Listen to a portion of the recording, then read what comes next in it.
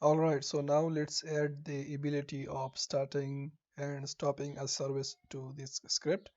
So the way we do that, we will do that is just like we have the get service command, the same thing we have start service,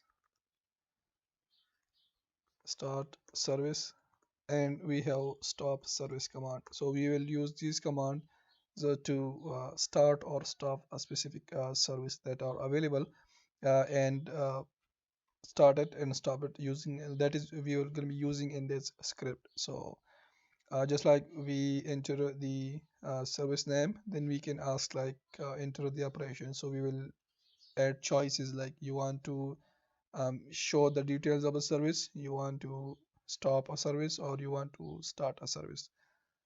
So we can do that by typing something like the first thing we will display some message. So let's say write host,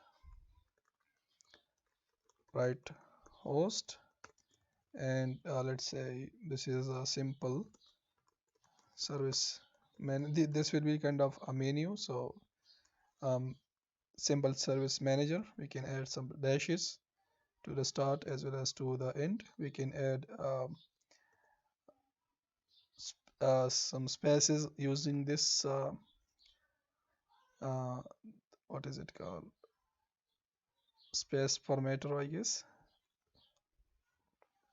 So we will add some spaces like that, and now we will add like a menu. So using the right host, let's say we have different options. So let's say one is um, start a service,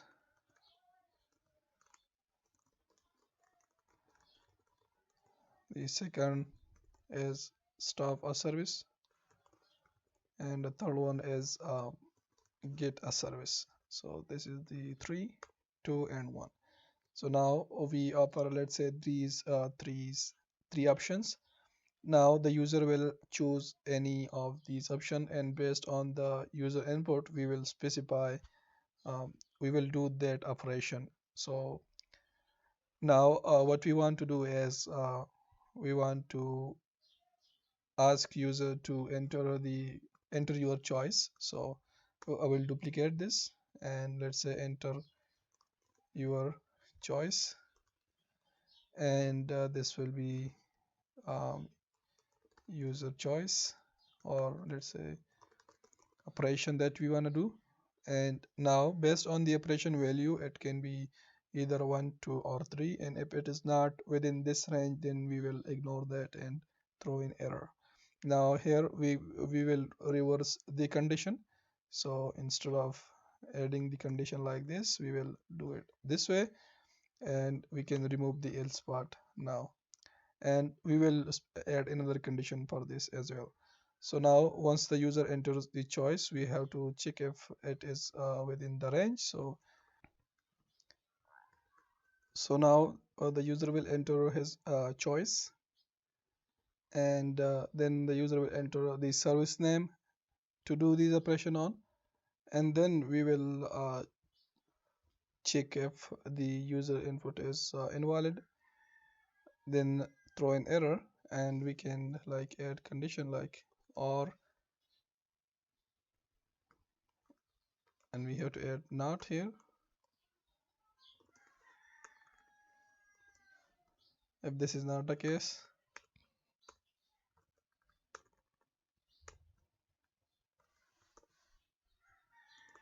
or dash not dollar operation. If the user chooses empty value, then we have to throw an error. So that is what we are going doing here. So exit 0, and now once we do that, then we will check if based on the user input, we will do some specific operation. So if operation is 1, then we have to start a service. So if operation is equal to 1, then execute this lookup code, and as I mentioned before, we will use the start service command. So if I come to the terminal and let's say get service, we have a service that is ALG, and application layer gateway service, it is currently stopped. So if I do start service and passing ALG, and um, yes, that is what there this we are getting this error because we have to start the PowerShell as administrator. So we can do that directly, and let's zoom it a little bit. So properties, font, and 24, and now looks good. So now if I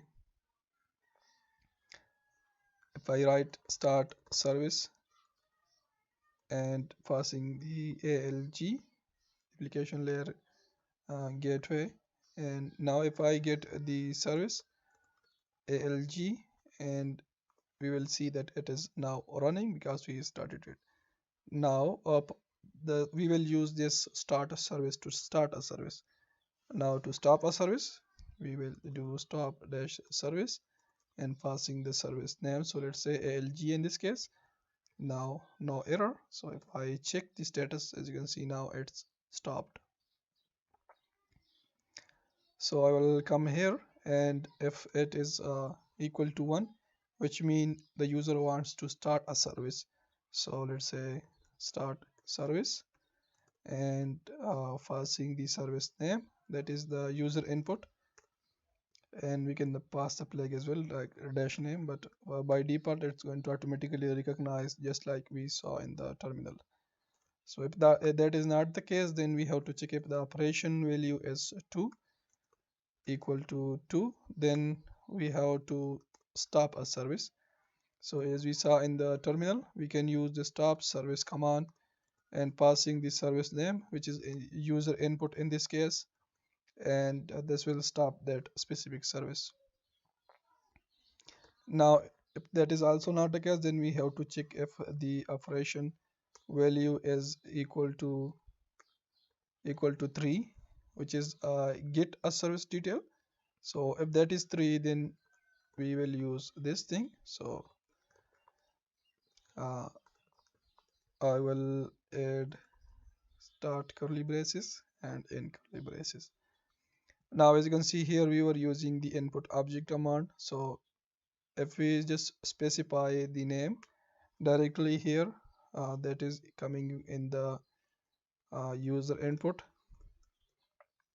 we can directly get the name, status, and start type. So if I save this, we can add the else part,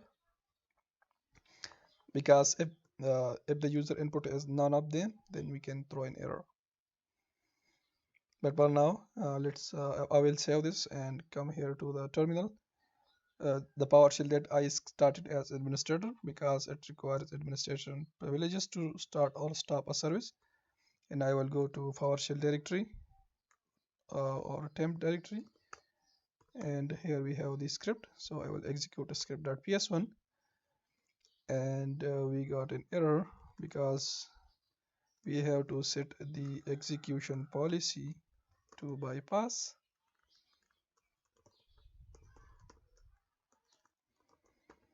So execution policy bypass, and now we are good to go. So start script.ps1, and let's say I want to start a service, and that is 1, and the service name is ALG, and nothing happened. So we need to display a message as well.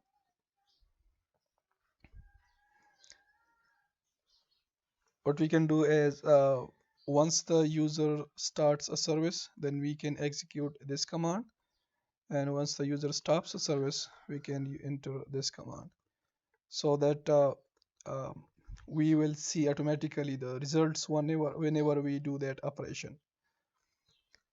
So at the end also we can add a message like write host exiting or ending, and something like that. We can add foreground color, let's say green, green. And now if I execute script.ps1, let's say I want to stop a service that we started, and let's say ALG service, and now as you can see these services stopped and exiting. So that's cool. Let's execute before that. Let's remove that. It's not, it's okay. So now whenever we start or stop a service, it's going to automatically display the status, name, and type, start type. Now what we want to do is, as you can see, it automatically exits the script. So we can add the ability to not exit the script. Instead, ask user, do you want to exit the script, or what do you want to do? So here we will add another option. Let's say exit, and the way we will do that, we will use the let's choose a 0. We will use a loop for that. So I will come here.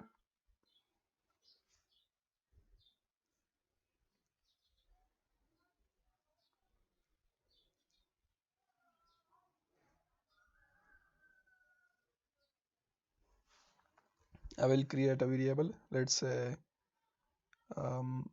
exit is equal to 0, and while exit is 0, then while $exit is equal to 0, or we have to use dash equal to 0, then execute this command forever.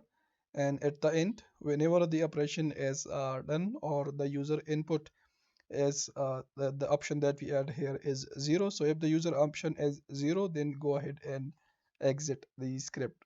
So I will come here, and else if dollar operation is equal to 0, then execute this part of code, and let's say just write host that exiting and dot dot dot and exit 0. So now this will exit the script, but now we have to set this variable to 1 somehow. So the way we will do that is or let's see if that is going to work. I'm just guessing that. So or we can do something like while true. So if I do while true, and PowerShell we have to use the $sign. I can remove that variable, and also we have to add a clear screen or clear host command. So clear host, each time we execute it, it will clear the host for us, or we can do that in the beginning as well. And now if I save this, let's come here to the PowerShell, execute. As you can see, now we have a clean view. So let's say I want to start a service. I will choose one. I want to start a service named ALG, and it automatically clears the screen, but we have to prompt the user, do you want to press any key to continue, and something like that. So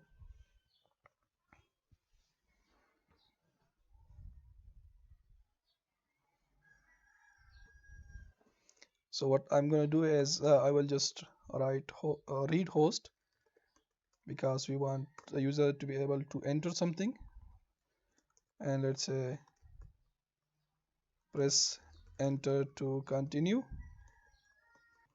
And if I save this, coming back to the PowerShell, execute script.ps1. Now I will choose one to start a service. A service I want to start is ALG, and uh, it does not display the status. So if I enter to clear the screen,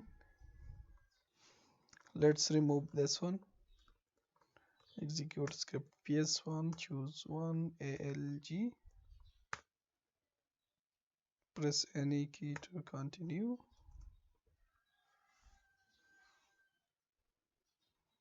Let's remove this, and or let's leave that as it is. Skip.ps1 1 ALG continue.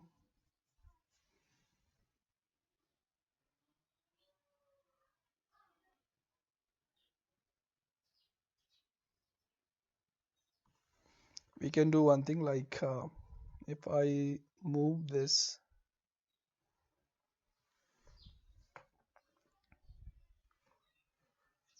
or we don't need that as it at all. So if I saw this, I remove that option. Now let's say the screen is not clear.